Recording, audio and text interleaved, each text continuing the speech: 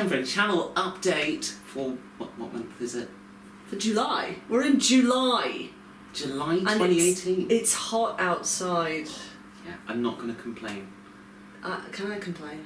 We had 6 months of winter. Nobody is allowed to complain. And we had frozen pipes, so... It was really cold in winter. And now we've got the opposite end of the spectrum. Yay, global warming! No, climate change. Climate change. Climate change, global warming. Global warming was confusing the simple-minded people. Yeah, but we're not simple-minded, so... And neither are our audience, so I'm sure they'll understand. We have stuff to talk about with what's happening on Pear of Geeks and things. We do. We even have, like, notes. First time ever, I feel like I'm grown up. And stuff, yes. Yeah. Mm-hmm. So, first things first, though, we've had a change in personal circumstances. Yeah, Little tiny one. So, Jason's now the breadwinner of the house. Which is a bit terrifying. I'm sending out many copies of my CV. I don't really sort of want to go too much into details, although the story is horrendous, like what happened to me. But I feel, I worked there 10 years, and I just feel that if I tell the story of what happened, I'm dumping on people that I worked with for a long time. But I basically resigned because things were not right. And it was kind of one of those resignations that didn't have a very long notice period. Yeah, so the good news is being able to catch up with all the editing from the Games Expo. Yeah, but the good news as well is you're hopefully going to be in work very, very soon. Yeah, it's looking positive. So smart. It's been very positive on the first week, and we're going into week 2 now, and I've got at least one second interview waiting to hear back. So fingers crossed. Yeah. But that brings us on to our next topic. Why don't you tell them about it? Okay, so we've kind of kept this hidden for some time, but we have had it live, and a couple of people have already found it. But we have a Patreon. I'm going to say it correctly, because you're going to just say Patreon and correct me. I wasn't going to correct you, because apparently you're saying it correctly. It's Patreon. Patrons, like Patreon. Single A. We have a Patreon, and we have opened it. So, if you guys want to be part of what's called the Fruit Bowls, or become a Fruit Bowl, then by all means. There's currently 2 tiers if you want to support us. So there's the early bird one, which is $3, and it's limited. I believe there's 10 spaces in total for that. So if you want to pay a little bit less, then get on with that. And then after that, it's $5, or you can by all means chip more if you really want to.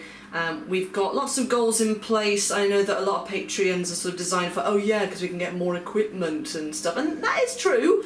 Like the tripod there is a bit broken. I'm not really sure what happened with that. Tell you what I'm going to do. It was the cat. Oh, you know what we should do? What? We should set the camera up to do the picture-in-picture with the phone so we can show the tripod. Yeah?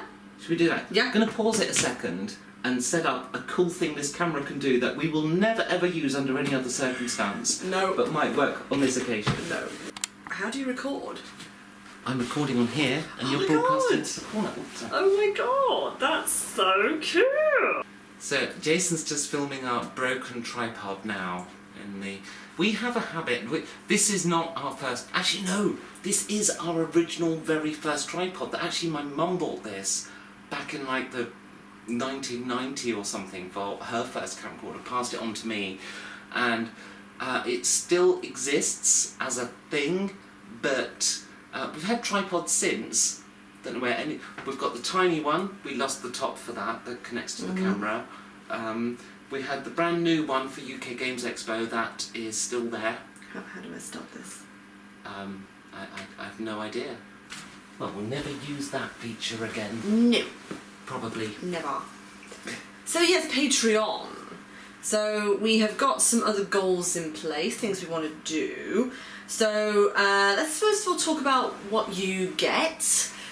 So we like to recognise people who are amazing. So you're going to be mentioned in the credits. We have set up sort of like a credit roll now, which is really cute.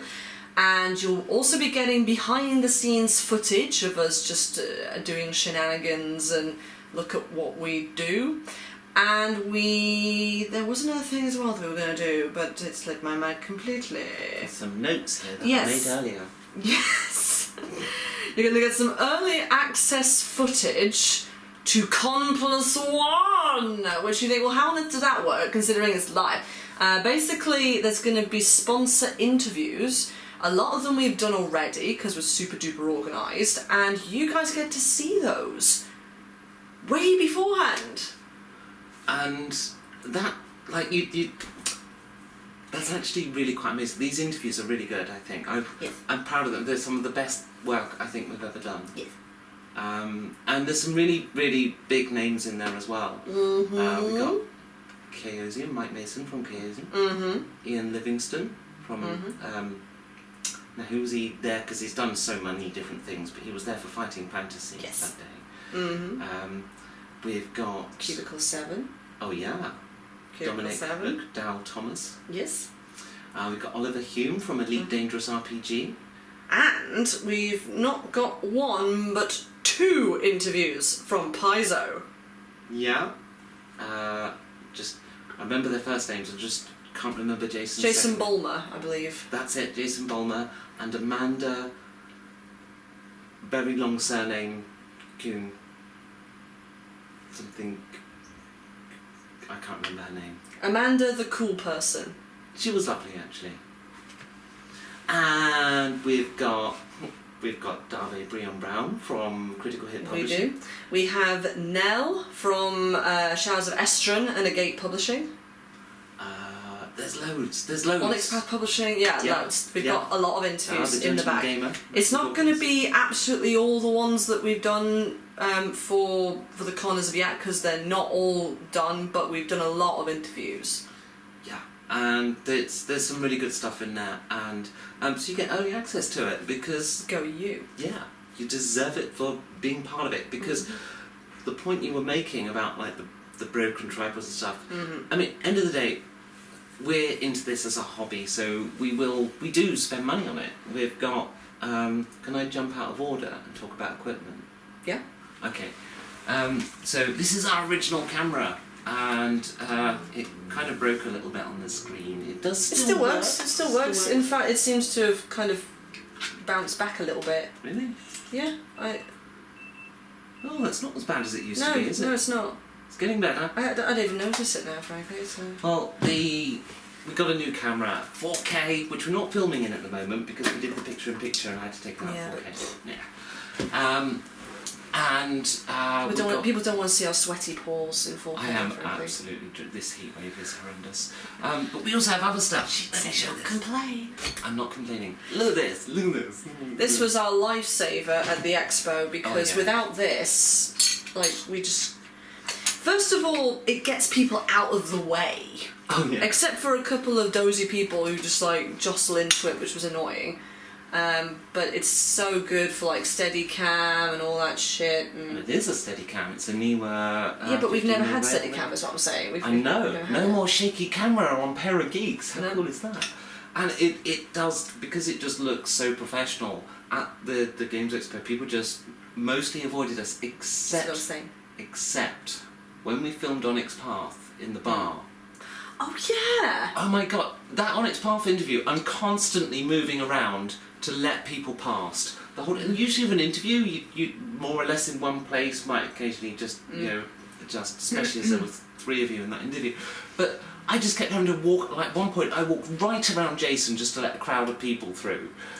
And then there is another way around the bar as well. It's like, why couldn't they just go round? And then at one time, we did suffer a bit of... You know you've seen clips of people in the news, right, where like the presenter gets jumped by a member of the public and, or something. I had a bit of that going on. But you look at the finished interview, you don't notice it. I kept the Steadicam, like, it worked. if I was just holding the camera freeheld, I'm not even sure I would have held onto the camera when that person jumped on me. But I don't even know when in the interview that was. Looking back at the footage, no idea. No. But mostly, it gets overall, us access. overall I love it's great. It is. It's brilliant. And you look like official press and all that stuff. It's great. So there's that. And then on the sound perspective, which I do, this was a long-awaited investment for me personally as well as the channel. If you don't know what one of these things is, because it's in a box, this is a digital sound recorder, but this is in particular for you who are musical nerds or sound nerds. This is the Tascam DR40, which basically means not only has it got little built-in condenser microphones at the top, which can be like that or like that, you can change them around. Not only that, but also it has XLR ports, which are so important, and kind of went with the whole of my plan of interviewing, because what that means is you can have this little box and you can plug a microphone, an actual like live microphone or interview microphone, whatever you want to call it, shotgun microphone, in there, and then it records it, which is this sort of industry standard as to what you do when you record people professionally. We ought to show the mic because it's got a cool thing. Oh. Yeah. Yes. This is really awesome. Getting this done professionally costs hundreds of pounds. We did it ourselves. There were 4 attempts first that didn't work, but because we did it ourselves, we got it done. I think it was just over a £5. So this is just rustling around on camera now. Yeah, because we took it off. Did we? Oh, yeah. All right. So whilst he's doing that, I'll tell you about some of the things we hope to achieve with the fruit bowls. So the first thing is when we're doing the Con+1 convention later in the year, we got for the first time lots of physical prizes to send out, and what we really want to do is we want to do free shipping. We don't want to say you've won a prize, please pay for shipping. Obviously with the work situation at the moment that's a bit iffy, but so we're not going to charge, going to pay for that ourselves, but with your help as members of the fruit bowls, we'll use that money to cover the shipping. So that's the first thing. You've got a thing. You got a thing. Look at it. It's like, oh, that's the spare one. I know, because the other one's sort of bent. Oh, is it? Yeah, a little bit. Oh. Came back banging in transit. But yeah, so another idea I had was to heavily promote Con+1 whilst we did the interviews, because obviously they're Con+1. This is my own microphone, which I've had for a while, and it's a really good mic. TC Helicon MP70, which is not a shotgun, it's a dynamic mic, but it's particularly good for sort of background noise, feedback, that kind of thing. So it actually works really well in this kind of setting. And then we got some of these green windshields, kind of a Pear of Geeks, but then we also ironed on the Con+1 logo onto it. Again, this is a backup, so it wasn't just as good. Is it? Oh, it was. No, it's not. Oh, it's in. No, it's not good. No, hang on. I haven't got glasses on. I mean, it's all good. It's all good. No boys. Yeah, so we did that, and you can see that all over the interviews, and it just looks great. And obviously, it's not like a proper print because they're stupidly expensive. But even so, and oh my god, the difference in sound this year, it's mind blowing. Compare our UK Games Expo 2018 video to 2017. It's an orgasm. For an audiophile, I don't even know how you could watch the 2017 video now. No. And like, I'm looking online at everyone's UK Games Expo videos, and they've all got the same problem, and ours hasn't. No. And ours hasn't got as many views. I'm so gutted. It's because people don't care about the sound. No, well they do. An audience care. Like when they're listening, you'll switch off if the sound is terrible. But for some reason... It's because we're small. Yeah, small. We're small channel. So some of the other things we're doing, I really want to start doing some 4K scenery stuff. We've got our new camera, which you can't see because we're filming I did film it though in the P&P, so people would have seen it. Ah, well, yes. So that camera is a 4K camera, which is why all my flaws are now so visible. I love you. I love you. So, now that we've made you sickeningly sick, so Eat yeah, a pear.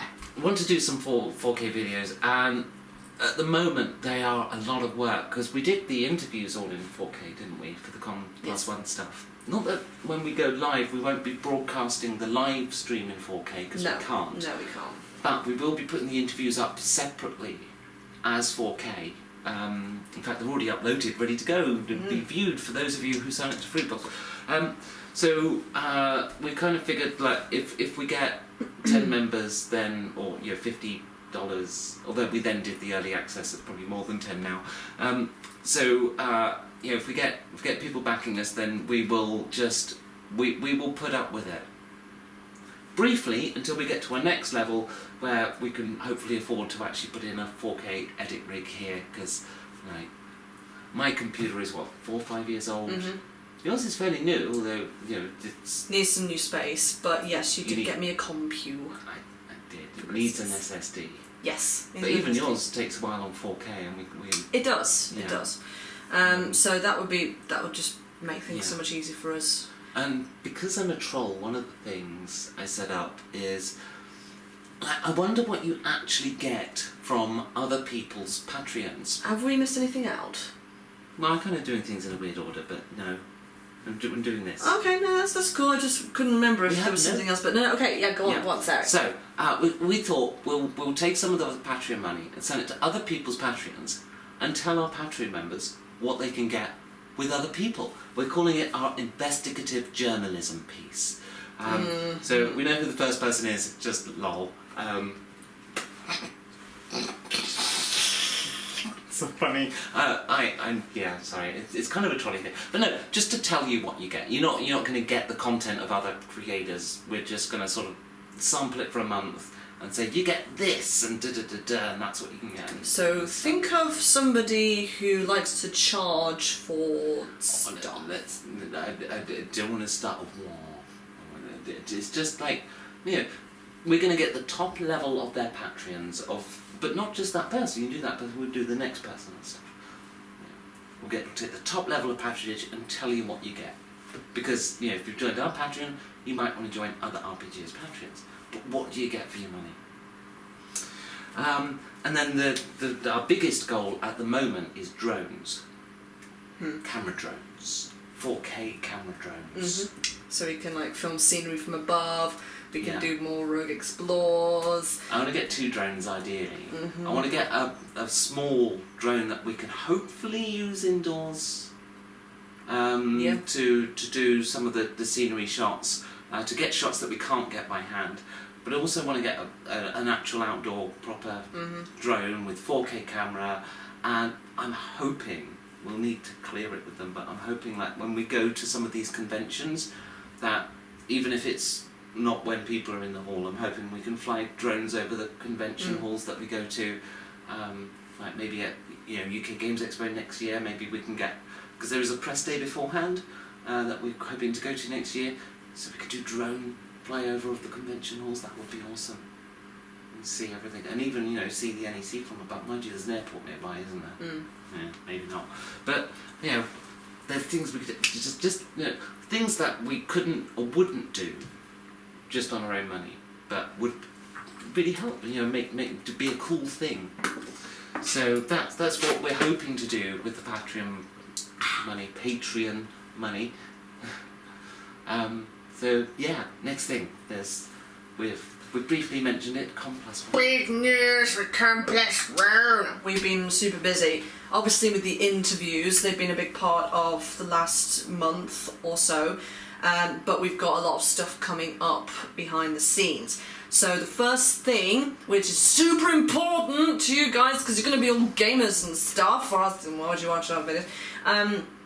Game sign up begins August the 1st, and that is for GMs essentially. So you GMs, get your thinking caps on. Not limited at all to any system. You do have to fill in a form which essentially matches players up with your kind of game. So if you want to do beer and pretzels, or if you want to do super immersive, it just gives people a better idea. Yes, hello. So it's just where you said form. I want to clear up, there's no paperwork. What this is, no, okay, form was not really the right word. Yeah, because the kind of Yeah, because what it actually is when you register the event on the webpage, there's a few fields to do, but it actually creates the YouTube video for you or helps configure it depending on which option you take and stuff. Yeah. So it's not more work, it's actually less work than previous years. That's true, yes. And there's a super awesome time zone thing as well, where you can literally just select approximate, you don't have to put your exact location, but just put approximate where you are, and it'll all set up your time zone for you, so you don't have to say to people, oh yeah, I'm at like -6 PST type thing. It's all good. In fact, I don't even know if -6 is PST. No, it's not. That's something else. But yeah, it's super awesome. Becky's done so much fantastic work on the new website, because obviously it's a new website.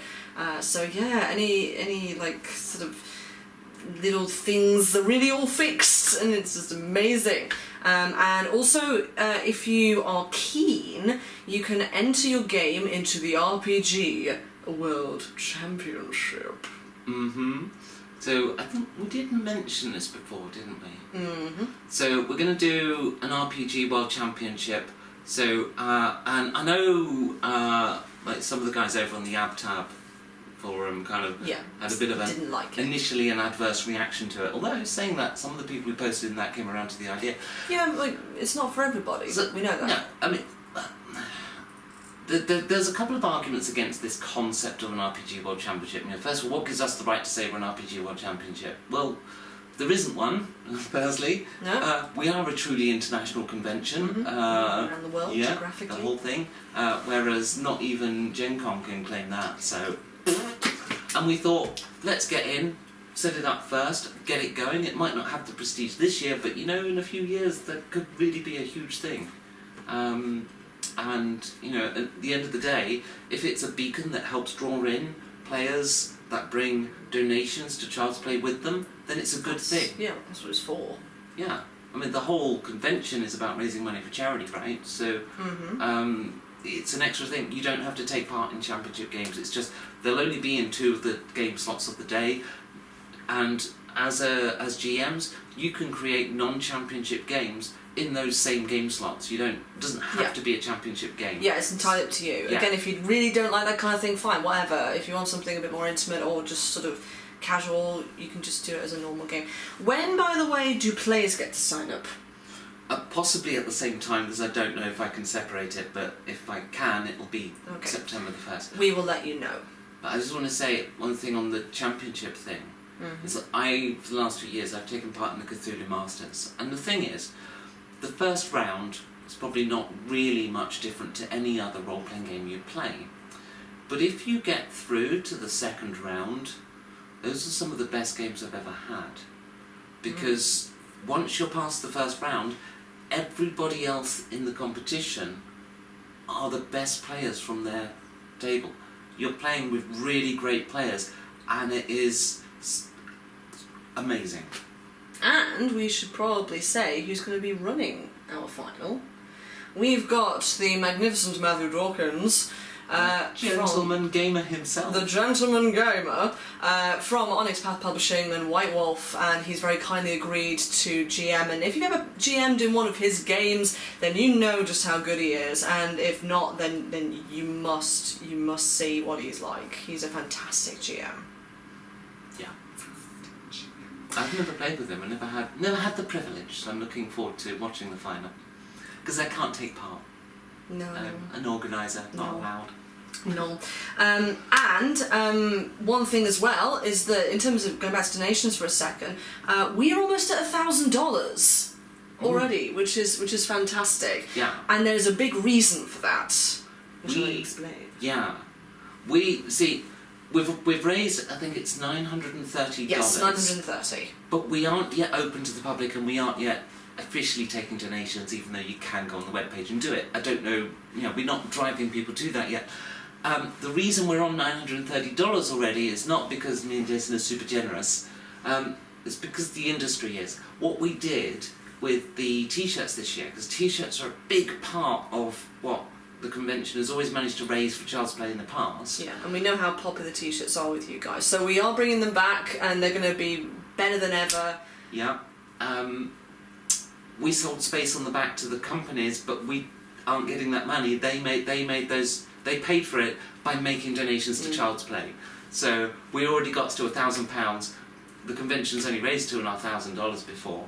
So, you know, we're like almost halfway there. Yeah. So we did have our T-shirt competition where I just knocked my finger. Where one very lucky person got to have their design featured on the shirt, and they also got this fantastic Wormwood prize, which will be handed to them. So this is a Wormwood Purple Heart dice box, and it's an absolutely beautiful thing. I love the magnets on it. It's really nice. So you can keep your favourite set of high rolling dice in there, or at least the person who won it can. Matt from the UK. We'll be. Let me just put that away. Sorry. We'll be posting that out just after the convention because we want to keep it until the convention, so we have a pile of prizes, basically. Yes. And in terms of T-shirts and stuff, I say stuff because we're doing a little bit more than T-shirts as well this year. We're going to have two types of T-shirts. We're going to have the regular white T-shirt that will have the design on and, of course, sponsors on the back. And then we're also going to have a limited design, which is going to be in red, I believe. It is, It is in red. Why is it limited? Basically, for those of you who really want to make a bigger contribution and stand out from everyone in their white T-shirts, you know, there will be a limited number of red shirts available at a slightly higher donation price. But even so, red is a cool colour. I like red. And, you know, with Brigade Con we've had a few colours before and, you know, people have preferences. So there we go. Yeah. So those red T-shirts, there won't be many of them. And they won't be massively expensive. We're not talking about breaking the bank here. It's just that, you know, it's more money for charity. Basically, if we could find a way to make more money for Child's Play this year, we've tried to do it. Or we didn't think of it, but we've tried to. Everything we've done is about raising money for Child's Play. We've also got coasters available, sets of 4, because obviously if you're sitting at your computer all day, then, you know, you're going to need something to put your drink on. So we've got 4 coasters with the Con+1 logo on to sell as well. I don't know if they're in sets of 4 or individual. I thought they were sets of 4. I'm honestly not sure. I'm sure sets of 4. But how much are they going for again? Can't remember. Okay, never mind. Well, we'll have that on the website. And I do say sell, obviously, in that all the money goes to Child's Play. We get absolutely none of it. So everything, absolutely everything goes to them. Apart from the cost of actually getting the thing made and posted to you. Apart from that. But what you pay is going to be going to Child's Play. Yeah. So the what we've done is, because it was quite complicated with the shipping, and we didn't have the time or the money to do a full e-commerce platform. So what we've done is we've just made shipping free. So basically, when you buy a T-shirt, you've got one price, don't have to worry about shipping, and then everything left over is going into a PayPal account, and we will transfer the entirety of that PayPal account to the Child's Play. Yeah. The whole thing. So, and there was a thing in the past, wasn't there, where people thought that the convention admins have helped themselves to the kitty. We will happily screen share and log into that after the convention and show the contents of the PayPal and the transactions out. Yes. And then we had an idea for merchandise for our own channel. Yeah, it's really because, you know, we were going around at the Games Expo. We had the big camera, and the other one of us would have the microphone. We looked so professional, except for the fact I was wearing a death metal T-shirt. And I was wearing a Star Wars T-shirt, or like a Stranger Things T-shirt, or something. Yeah, depending on the day. But so we thought, we want to have Pear of Geeks T-shirts, because that'd be so cool. And then we'll look so much more professional than shut up and sit down. And to be fair, they had a cardboard stall. Yeah. But yes, so we're going to get a few different designs done, because we want to do some kind of sort of regular POG design, but there are a couple of like sort of joke things that we just seem to repeat, and we thought they'd look cool on a T-shirt as well. Yeah, we'll start off, I think, just with a Pear of Geeks thing, Yes, and then see we'll if see what people want happens. it, and if you guys like them and buy them, then we'll produce more, I think. So, yeah, really cool. Yes. What else have we got next? Oh, yeah. So, would you like to talk about Pog 2? Pog 2, yes. There is a Pear of Geeks 2. It's actually been up quite a while now, and I don't know if I've ever mentioned it on Pear of Geeks' main channel. I don't think I have. No. And actually, we're a long way into this video, so like most people still aren't going to know it exists. Yeah. They'll have heard the Patreon thing and switched off, like, not having my money. So, yeah, Pear of Geeks 2 is where we've put all of our live play videos now, because what was happening, Pear of Geeks has been around, what, 3 years now? Maybe longer, I'm not even sure. Well, it wasn't called Pear of Geeks 3 years ago. No, it was Dungeon Go initially because it was just me, and then became Pear of Geeks when you joined. But here's the thing: we were getting loads of subscribers when we released an advice video, and then losing them when we released a live play. Yeah. They appeal to different audiences. So we just set up a different channel for our live plays. Pear of Geeks 2. If you go to the channel page, you'll see a link to Pear of Geeks 2, and head on over. It's now finally got the proper name and logo and banners and stuff, so it's all done. So yeah, if you want to come hang out while we play stupid corporation games and do other live stream stuff, then yeah, just head on over. And we use it for more than just RPGs now as well, don't we? We did a dual Let's Play of what's the game? Plague Inc. Yes. Plague Inc. So we were playing competitively. Yes. And YouTube has this thing where you can do multi-camera, so you can actually switch to either of us during the stream. It's really cool. You can just watch whichever presenter you prefer, which of course is me. Yes, it is you. Oh, I kind of prefer you, but I love me, so hard. So hard. So that's Pog 2. Pog 2. Yeah. And then we have got some more videos in the works coming up for Pear of Geeks. Yes. Going to do a whole new series of advice videos. Just filmed the first one today. It's really cool and I'm really proud of it. And I can just see the render bars on 100% and it's writing it out to disc. And I'm going to get to watch it as soon as we finish filming this one. Sweet. Yeah. Very, very sweet. Yeah, so that was really good fun and nice to edit as well. And then we've also got some more advice videos that are in the works as well. Lots, like a big list thing. I keep my precious list on this terrible phone. It is a terrible phone. I broke a camera. Product placement much. I broke a camera. And now it's useless to me because I'm a YouTuber. That's the main camera.